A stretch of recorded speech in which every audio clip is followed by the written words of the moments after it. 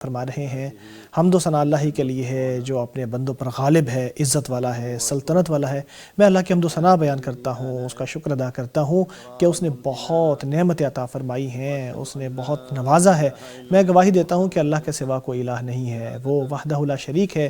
یہی وہی گواہی ہے کہ جس کے ذریعے میں اللہ کا قرب چاہتا ہوں اور جس کے ذریعے میں اللہ کے ہاں مقام چاہتا ہوں۔ میں گواہی دیتا ہوں کہ محمد صلی اللہ علیہ وسلم اللہ کے بندے اور رسول ہیں۔ آپ نے دین حق کی طرف لوگوں کو بلایا، چھپ کر بھی اور سب کے سامنے اعلان کر کے بھی۔ آپ نے ایمان اور توحید کا جو قلعہ ہے اس کو تعمیر کیا، شرک اور بت پرستی کی عمارت کو توڑ دیا۔ اللہ کی رحمتیں ہوں آپ صلی اللہ علیہ وسلم پر، آپ صلی اللہ علیہ وسلم کے اہل بیت اور صحابہ کرام پر، جو آپ صلی اللہ علیہ وسلم کے اور دین حق کے مددگار اور اعانت اور مدد کرنے والے تھے۔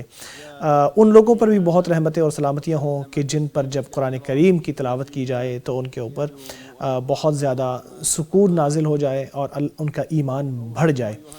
اس کے بعد اللہ کے بندوں، میں اپنے آپ کو اور آپ سب کو اللہ سے ڈرنے کی نصیحت کرتا ہوں۔ اللہ آپ پر رحم فرمائے، اللہ سے ڈرو اور یاد رکھو کہ خیر 3 چیزوں میں ہے: دین کی سمجھ حاصل کرنے میں، دنیا کے معاملے میں زہد اختیار کرنے میں، اور عیب کی طرف دیکھنے میں، اپنے عیب کی طرف دیکھنے میں۔ اسی طرح کمال 4 چیزوں میں ہے: دیانت میں، امانت میں، اپنی حفاظت میں، اور اپنے اندر مشغول رہنے میں۔ اللہ کے بندو، جب آپ کو معلوم ہو کہ جب تم عمل کرو تو تمہیں چاہیے کہ اپنے عمل کو حقیر نہ سمجھو، کیونکہ آپ کو معلوم نہیں ہے جن کے سامنے اللہ کی آیت تلاوت کی جاتی ہے تو ان کا ایمان بڑھ جاتا ہے۔ اللہ کے بندو، میں اپنے آپ کو اور آپ سب کو اللہ تعالیٰ سے ڈرنے کی نصیحت کرتا ہوں۔ یاد رکھو کہ خیر 3 چیزوں میں ہے: دین کی سمجھ میں، اور دنیا کے معاملے میں زہد اختیار کرنے میں، اور اپنے عیب کی طرف دیکھنے میں۔ 4 چیزوں میں کمال ہے: دیانت داری میں، امانت داری میں، اور اپنی حفاظت میں، اور اپنے آپ میں مشغول رہنے میں۔ اللہ کے بندو، جب تم عمل کرتے ہو تو کسی عمل کو حقیر نہ سمجھو، کیونکہ تمہیں معلوم نہیں ہے کہ کون سا عمل ہے جو تمہیں جنت میں لے جائے گا۔ ظاہر ہے اللہ کی رحمت کے بعد ہی ہمارے اعمال ہمیں جنت میں لے کے جائیں گے۔ کیا وہ ایسی رکعت ہے جو اللہ کے لیے آپ نے پڑھی، یا کوئی صدقہ جو کسی آپ نے محتاج کو دی، یا کسی پانی پلانے کی وجہ سے آپ جنت میں چلے جائیں گے جو آپ نے انسان یا کسی جانور کو دی ہے، یا کسی اپنے بھائی کا کام کرنے کی وجہ سے، یا رات کے وقت اللہ تبارک و تعالیٰ سے کوئی دعا کی وجہ سے آپ جنت میں پہنچ جاؤ گے۔ اپنے معاملات کو اللہ کے سپرد کر دو، اللہ سے مایوس کبھی نہ ہو، چاہے معاملات آسان ہوں یا چاہے مشکل ہوں۔ اللہ کی تعریف بیان کرو، اللہ کا شکر ادا کرو، عمل کرو۔ اللہ دیکھے گا تم نے کیا کیا ہے، رسول بھی اور اہل ایمان بھی۔ پھر اس کی طرف آپ کو لٹایا جائے گا جو غیب بھی جانتا ہے اور واضح چیزیں بھی جانتا ہے، پھر آپ کو بتائے گا کہ تم کیا کچھ کر کے آئے ہو۔ اے مسلمانوں، انسان کی درستی انسان کی دل سے اٹھتی ہے، ان دلوں سے جو سینوں کے اندر موجود ہیں۔ دل جو ہیں وہ پاکیزہ ہو جاتے ہیں ایمان کے ذریعے، قرآن کے ذریعے، اور نفس جو ہے وہ پاکیزہ الفاظ اور اچھے اعمال کے ذریعے اور اچھے اخلاق کے ذریعے پاکیزہ ہوتے ہیں۔ دل نعمتوں کا مصدر ہے جو دنیا میں انسان کو ملتی ہیں۔ جب اس کے ساتھ ایمان کی بشاشت شامل ہو جاتی ہے تو ایسی نعمتیں حاصل ہوتی ہیں جو بہت ساری نعمتوں سے انسان کو بے نیاز کر دیتی ہیں۔ اہل علم کہتے ہیں کہ کچھ اوقات گزرتے ہیں، میں کہتا ہوں کہ اگر جنت والے ایسی نعمت میں ہوں گے تو بڑی اچھی نعمتوں میں ہوں گے۔ یہ انسان کے اوپر ایسے اوقات بھی آتے ہیں دنیا کے اندر۔ مسلمان اپنی عبادت میں 2 چیزوں کو جمع کرتے ہیں: اللہ کے لیے عبودیت بھی ہوتی ہے، اللہ کے لیے توحید بھی ہوتی ہے، اور ساتھ میں دنیا کے فضائل اور دنیا کے فوائد بھی سمیٹتے ہیں۔ قرآن کریم میں فرمایا کہ جب نماز پڑھ لو تو زمین میں پھیل جاؤ اور اللہ کا رزق تلاش کرو اور کامیاب ہو جاؤ۔ حج کے معاملے میں فرمایا زاد راہ لے کے جایا کرو، بہترین زاد راہ تقویٰ ہے، اور مجھ سے ڈرو اے سمجھدار لوگو۔ کوئی گناہ نہیں ہے کہ آپ اللہ کا فضل تلاش کرو۔ لوگوں کے لیے اذان دیجئے کہ وہ حج کے لیے آ جائیں، دنیا کے کونے کونے سے مختلف سواریوں پہ آ جائیں تاکہ فوائد حاصل کریں اور اللہ کا نام لیں۔ ساری عبادتوں کا یہی حال ہے۔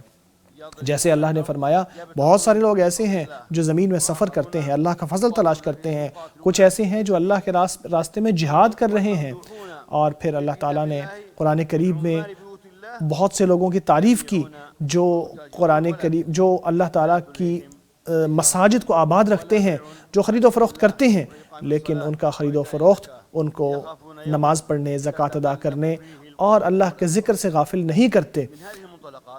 انہی چیزوں کو سامنے رکھتے ہوئے ہم یہ دیکھتے ہیں کہ اے مسلمانوں، یہ حکمتیں اور یہ احکام اور دین اور دنیا کا جو امتزاج ہے اور عمل قلب اور دنیا کی آباد کاری، ان ساری چیزوں کو مد نظر رکھتے ہوئے انسان ترقی کے راستے میں چلتا ہے اور دنیا کو آباد کرتا ہے اور وہ پاکیزگی حاصل کرتا ہے جس سے انسان کی زندگی درست ہو جاتی ہے، نفس کو تربیت ملتی ہے اور اس کو بلندی بھی ملتی ہے، اطمینان بھی ملتا ہے اور اللہ کی خوشنودی بھی حاصل ہوتی ہے۔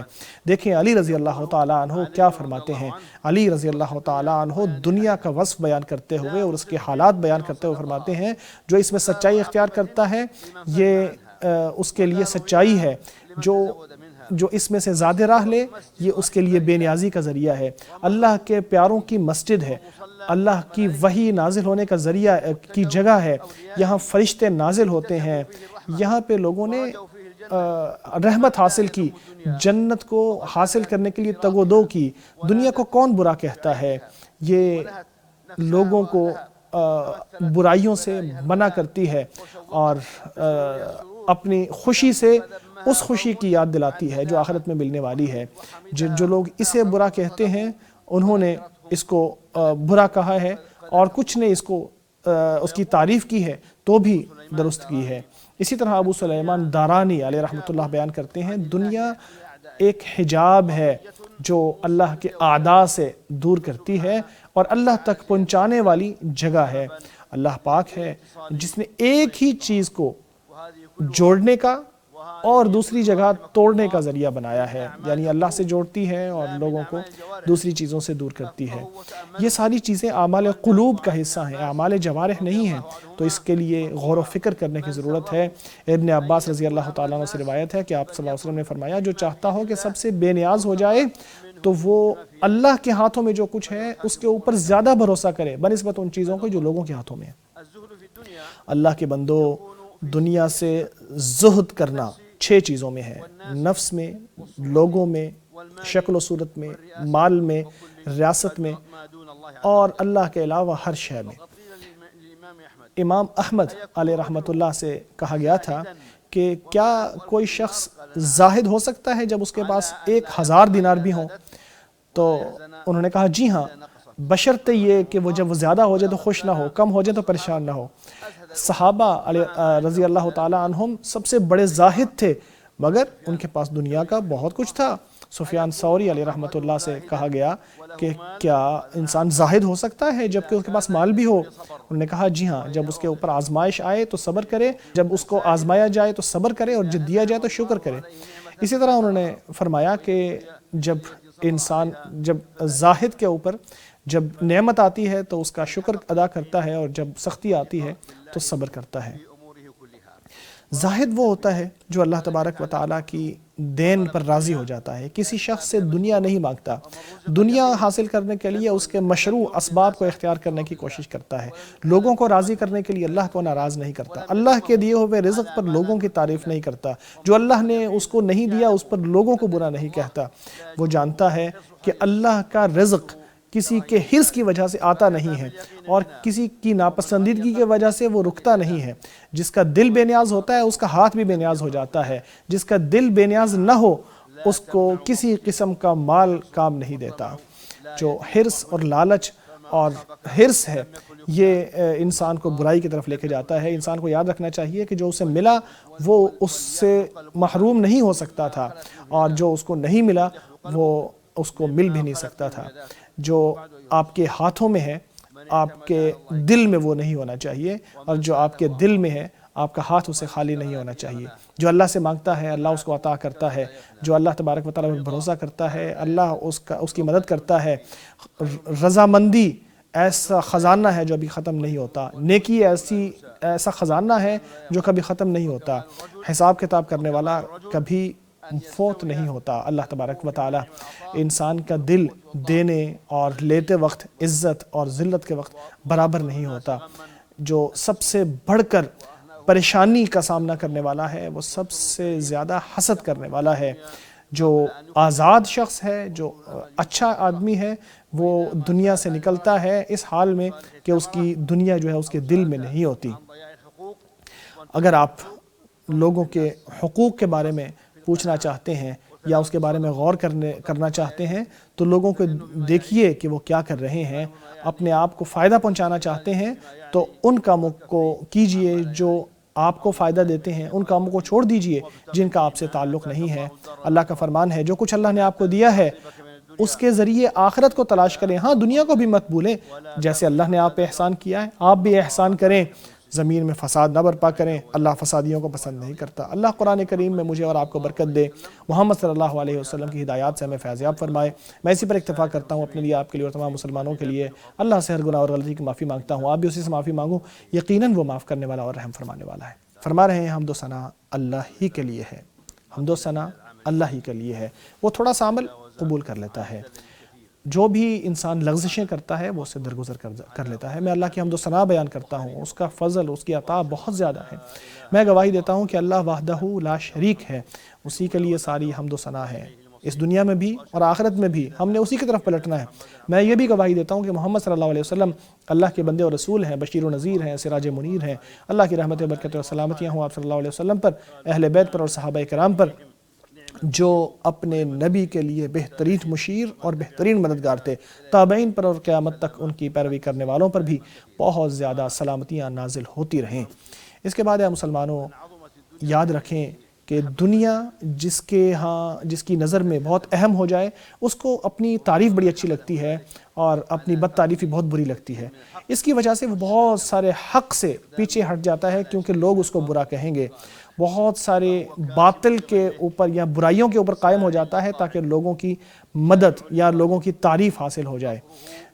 یہ ایسا فقیر ہوتا ہے کیونکہ اس کا نفس جو ہے وہ بہت برائی کی طرف مائل ہوتا ہے، کسی چیز کا اس کو فائدہ نہیں ہو پاتا، کسی تھکاوٹ سے وہ اس کو سکون نہیں حاصل ہوتا۔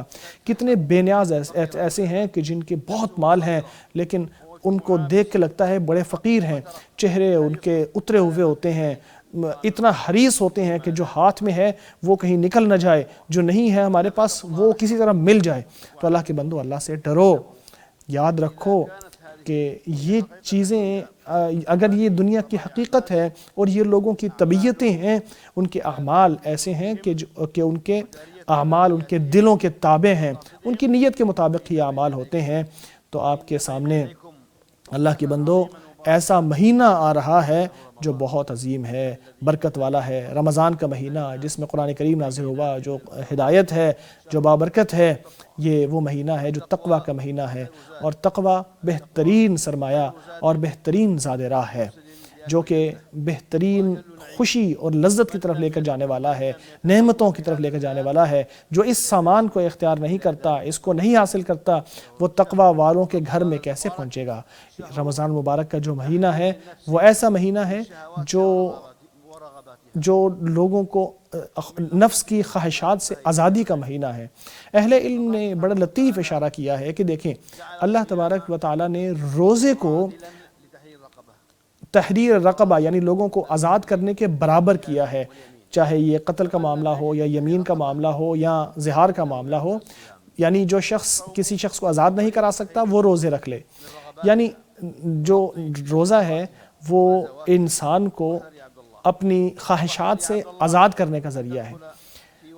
کتنی عظیم چیز ہے۔ پھر یہ یاد رکھنا چاہیے کہ کوئی شخص اس وعید میں نہ آ جائے کہ آپ صلی اللہ علیہ وسلم نے فرمایا کہ جو شخص رمضان کو پالے اور اپنی مغفرت کرانے سے پہلے رمضان کو گزار دے وہ رسوا ہو جائے۔ اور ایسے لوگ بھی ہوتے ہیں کہ جن کے روزے سے ان کو صرف اور صرف بھوک اور پیاس ملتی ہے، اور بہت سارے لوگ ایسے ہوتے ہیں جن کی رات کی عبادت کی وجہ سے ان کو تھکاوٹ کے علاوہ کچھ حاصل نہیں ہوتا۔ اے اللہ ہمیں رمضان نصیب فرمانا اور اس میں ہمیں روزے رکھنے، بہت ساری نیکیاں کرنے، قیام کرنے کی توفیق عطا فرمانا۔ اے اللہ لیلۃ القدر تک ہمیں زندگی عطا فرمانا اور اس میں ہمیں عبادت کی توفیق عطا فرمانا۔ اللہ کے بندو، درود و سلام بھیجو، ہدایت بنا کر بھیجے جانے والے، جو کہ نعمت ہیں سارے جہانوں کے لیے، آپ کے نبی محمد رسول اللہ صلی اللہ علیہ وسلم پر اللہ تبارک و تعالیٰ نے یہ حکم آپ کو اپنی کتاب مبارک میں دی ہے۔ اللہ کا فرمان ہے، اللہ اور اس کے ملائکہ نبی پر درود بھیجتے ہیں، اے لوگو جو ایمان لائے ہو تم بھی ان پر درود و سلام بھیجو۔ اے اللہ رحمت برکت اور سلامتی نازل فرما اپنے بندے اور رسول ہمارے نبی محمد صلی اللہ علیہ وسلم، جو کہ حبیب مصطفیٰ اور نبی مجتبیٰ ہیں، اہل بیت پر بھی، اور آپ صلی اللہ علیہ وسلم کی بیویوں امہات المومنین پر بھی۔ اے اللہ خلفاء راشدین اربعہ سے راضی ہو جا، ابو بکر، عمر، عثمان اور علی سے، اور اے اللہ تمام صحابہ کرام سے بھی راضی ہو جا، تابعین سے، اور قیامت تک ان کی پیروی کرنے والوں سے راضی ہو جا۔ اپنا خاص فضل و کرم اور احسان فرما کر ہم سب سے بھی راضی ہو جا۔ ناظرین دعاؤں میں شامل ہو جائیے۔ اے اللہ اسلام اور مسلمانوں کو عزت عطا فرما، اے اللہ اسلام اور مسلمانوں کو عزت عطا فرما، اے اللہ اسلام اور مسلمانوں کو عزت عطا فرما، شرک اور مشرکوں کو رسوا کر دے، طاغیوں کو، سرکشوں کو، کافروں کو، ملت اور دین کے دشمنوں کو تباہ کر دے۔ اے اللہ ہمارے ملک میں امن عطا فرما، ہمارے حکمرانوں اور اماموں کی اصلاح فرما دے۔ اے اللہ ہمارے حکمرانی ان لوگوں کے ہاتھ میں دے جو تجھ سے ڈرنے والے ہوں، جو تیری پیروی کرنے والے ہوں، جو تیری خوشنودی کا طالب ہوں۔ اے اللہ ہمارے امام، ہمارے حکمران، خادم حرمین شریفین کو توفیق عطا فرما، اس کو اپنی فرما برداری کے ذریعے عزت عطا فرما، اسے اسلام اور مسلمانوں کی عزت کا ذریعہ بنا، اسے اور اس کے ولی عہد کو اور اس کے بھائیوں اور مددگاروں کو ان کاموں کی توفیق عطا فرما جن سے تو خوش و راضی ہوتا ہے، انہیں نیکی اور بھلائی کی طرف لے جا۔ اے اللہ تمام مسلمان حکمرانوں کو کتاب پر عمل کرنے کی توفیق عطا فرما، محمد صلی اللہ علیہ وسلم کی سنت پر عمل کرنے کی توفیق عطا فرما، انہیں اپنے بندوں کے لیے رحمت کرنے والا بنا، انہیں حق پر اکٹھا فرما دے۔ اے اللہ ہر جگہ مسلمانوں کے احوال درست فرما دے، اے اللہ ان کی جانوں کی حفاظت فرما، اے اللہ انہیں اتحاد و اتفاق نصیب فرما، اے اللہ امت اسلام کو ایسے دن نصیب فرما جن میں نیک لوگوں کو عزت ملے اور جو برے لوگ ہیں ان کو ہدایت مل جائے، نیکی کا حکم دے اور برائی سے روکا جائے۔ تو ہر چیز پر قدرت رکھنے والا ہے۔ اے اللہ فلسطین میں ہمارے بھائیوں کی مدد فرما، اے اللہ فلسطین میں ہمارے بھائیوں کی مدد فرما، تو ان کا مددگار، تو ان کا نصرت کرنے والا، تو ان کا نگہبان بن جا، ان کے معاملے کو سنبھال لے، ان کو اتفاق نصیب فرما دے، اپنے اور ان کو دشمنوں کے خلاف ان کی مدد فرما لے۔ اے اللہ ان کو جمع کر دے، اتحاد و اتفاق نصیب فرما دے، اپنے اور ان کے دشمن کے خلاف ان کی مدد فرما۔ اے اللہ وہ کمزور ہیں ان کی مدد فرما، وہ بھوکے ہیں ان کو کھانا نصیب فرما۔ اے اللہ وہ بے لباس ہیں ان کو لباس عطا فرما۔ اے اللہ وہ پیدل ہیں ان کو سواری نصیب فرما۔ اے اللہ ان کو بہترین نصرت عطا فرما۔ اے اللہ مسجد اقصیٰ کی حفاظت فرما، تو ہی عزت اور قوت والا ہے۔ اے اللہ ہم تجھ سے سوال کرتے ہیں کہ تو اپنی تقدیر کو نازل کرنے کے معاملے میں نرمی سے کام لے۔ اے اللہ ہمارا بھروسہ تجھی کے اوپر ہے اور ہمارا معاملہ تیرے سپرد ہی ہے۔ تو ہر شکوہ، ہر شکایت سننے والا ہے، ہر بلا کو ختم کرنے والا ہے۔ ہمیں پردہ پوشی عطا فرما۔ اے اللہ جنت فردوس ہمارے لیے ٹھکانہ بنا دے۔ اے اللہ تو ہی اللہ ہے، تیرے سوا کوئی الہ نہیں ہے۔ اے اللہ تو ہی اللہ ہے، تیرے سوا کوئی الہ نہیں ہے، تو ہی بے نیاز ہے، ہم فقیر اور محتاج ہیں، ہم پر بارشیں نازل فرما اور ہمیں مایوس نہ فرما۔ اے اللہ تو ہی اللہ ہے، تیرے سوا کوئی الہ نہیں ہے، تو بے نیاز ہے اور ہم فقیر اور محتاج ہیں، ہم پر بارشیں نازل فرما اور ہمیں مایوس نہ فرما۔ اے اللہ تو ہی اللہ ہے، تیرے سوا کوئی الہ نہیں ہے، تو بے نیاز ہے اور ہم فقیر و محتاج ہیں، ہم پر بارشیں نازل فرما، ہمیں مایوس نہ فرما۔ اے اللہ ہم پر بارشیں نازل فرما، اے اللہ بارشیں نازل فرما۔ اے اللہ ہم تجھ سے معافی مانگتے ہیں، تو معاف کرنے والا ہے، آسمان سے موسلا دھار بارشیں ہم پر نازل فرما، جو بھی نازل فرمائے اسے نیکی میں مددگار بنا اور ہمارے کام کرنے کا ذریعہ بنا۔ اے اللہ موسلا دھار بارشیں نازل فرما جس کے ذریعے لوگ اپنے کام کر لیں، اے اللہ سب کو فائدہ ہو جائے۔ اے اللہ ہم بھی تیری مخلوق ہیں، ہم تیری بارش سے ہم بے نیاز نہیں ہیں، ہماری گناہوں کی وجہ سے ہمیں اپنے فضل سے محروم نہ فرما۔ اے اللہ ہمارا بھروسہ تجھی پر ہے۔ اے اللہ ہم نے خود پر ظلم کیا ہے، اگر تو نے ہمارے پر رحم نہ کیا، ہمارے اوپر رحم نہ کیا اور ہمیں معاف نہ کیا تو ہم گھاٹا پانے والوں میں شامل ہو جائیں گے۔ ہمیں دنیا میں بھلائی دے اور آخرت میں بھی بھلائی، اور آگ کے عذاب سے ہمیں بچا۔ پاک ہے تیرا رب عزت کا مالک ان باتوں سے جو لوگ بناتے ہیں۔ سلام ہے مرسلین پر اور ہر طرح کی حمد و ثنا اللہ رب العالمین ہی کے لیے ہے۔